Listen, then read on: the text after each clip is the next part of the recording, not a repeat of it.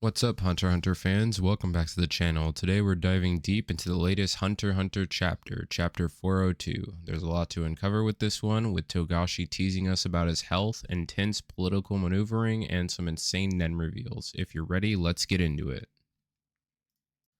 Before we dive into the chapter itself, let's talk about this note from Togashi. He mentions that his hips have recovered enough for him to draw while sitting, which is huge news. For those of you who don't know, Togashi has been struggling with his health for quite a while, and it's seriously impacted his ability to draw chapters. The fact he's making this progress and feels up to drawing again gives us hope for more consistent releases.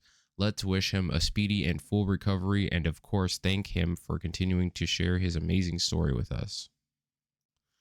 Now onto the chapter itself. The story picks up on the 10th day of the Succession War at 1:30 p.m. with a conversation between 10th Tory, the 2nd Lieutenant of the Khakan Royal Army, and the 3rd Prince Zhang. If you don't remember, 10th Tory is an important figure in the Royal Army, acting as a mediator between the princes.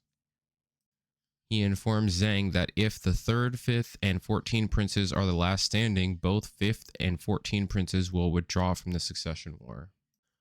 Zhang's reaction is interesting. While he understands Prince Wobble backing out, he's puzzled by Tubeppa's withdrawal.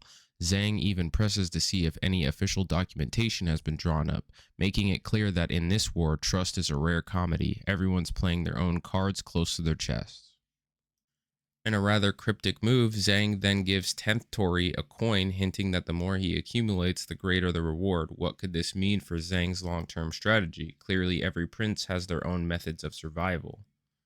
Next, we see a conversation between Prince Tupeppa and Mayor, confirming that Kurapika followed through with the contract from the last chapter. Kurapika's only condition is that Prince Wobble and Queen Oito must be present when he shares the information in the 3rd prince's private room. Even though Kurapika isn't the main focus of this chapter, his presence looms large, reminding us that he's still a key player in this deadly game. Tubeppa also realizes that Prince Sidik didn't show up at the banquet, which signals that forming alliances isn't one of his priorities. But here's the juicy part. Tubeppa's Nen Beast reveals itself to Rihan. Now, if you recall, Rihan has this ability called Predator. The more he understands a target's ability, the better his own ability can counter it. This sets the stage for some intense confrontations down the line, as these Nen Beasts are critical in the Succession War. And then we get this chilling moment. Balsam Milco might pulls out a tool designed for mass murder. It's a virus that when inhaled causes multiple organ failures within half a day. But here's the catch. It's only effective within a confined space, making it a perfect assassination tool. His plan to use this virus to erase the 9th Prince Halkenberg from the board. This adds another deadly layer to the already complicated war. Speaking of dangerous players, we can't forget Prince Sidik. He's continuing his Zetsu training, and man, he's making insane progress. Salkov even notes that what takes normal people half a year to learn, Sidik is picking up in a day.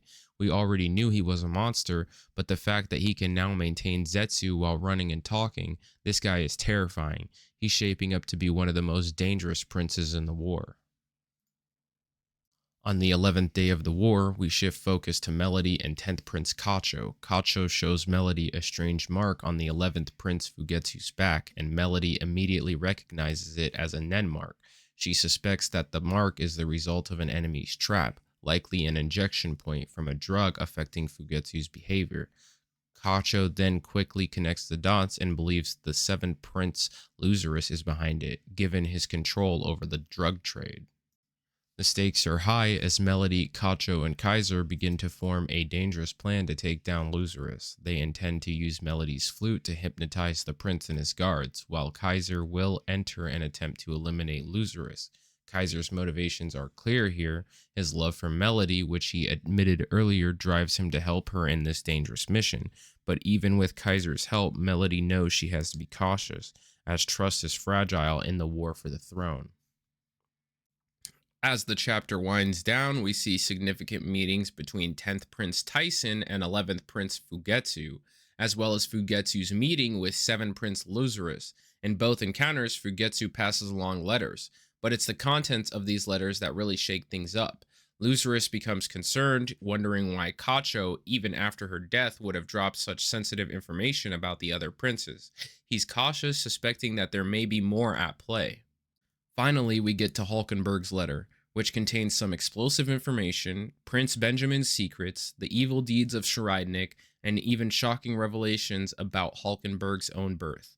These letters are clearly game changers, setting up what's sure to be some intense confrontations in the chapters ahead. Chapter 402 gives us a lot to unpack, from deadly assassination tools to intense Nen training and dangerous alliances. The Secession War arc continues to keep us on the edge of our seats, and with Togashi's health improving, I can't wait to see where the story goes next. What are your thoughts on this chapter? Do you think the assassination plan will work, or will there be twists to come? Drop your theories in the comments below, and don't forget to like, subscribe, and hit that notification bell for more Hunter x Hunter content. See you in the next video.